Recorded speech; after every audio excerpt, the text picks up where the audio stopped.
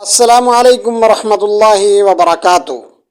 سعودی عرب کے اندر نوجوان لڑکیاں بڑی عمر کے عمر رسیدہ بزرگوں سے شادی کرنا کیوں پسند کرتی ہیں؟ سعودی عرب میں نوجوان لڑکیاں عمر ڈھلنے کے خوف سے کہ کنواری رہنے کے بجائے شادی شدہ مردوں کی دوسری بیویاں بننے کو ترجیح دے رہی ہیں، اور یہ معاملہ معاشرے میں قابل قبول صورت اختیار کرتا جا رہا ہے۔ سماجیات کے پروفیسر ابراہیم العنزی کا کہنا ہے کہ سعودی مرد حضرات لمبے عرصے کے لیے بیرون ملک کا سفر کرتے اور وہاں مقیم رہتے ہیں، اس وجہ سے ان میں سے اکثر شادی کو تو یکسر بلا ہی دیتے ہیں۔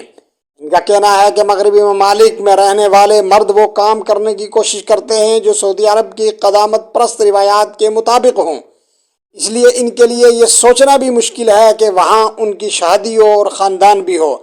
پروفیسر ابراہیم کے بقول اس صورتحال میں سعودی عرب میں لڑکیاں مردوں کی دوسری بیویاں بننے کو سماجی طور پر قبول کرتی ہیں۔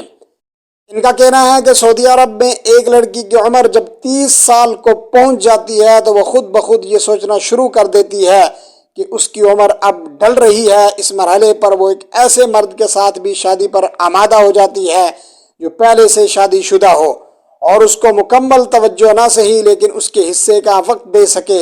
ان کا کہنا تھا کہ مردوں کی ایک سے زائد شادی نہ صرف ڈھلتی عمر کی لڑکیوں کے اکلاپے کا مسئلہ ہو سکتا ہے، ورنہ ایسا کوئی مسئلہ نہیں ہے۔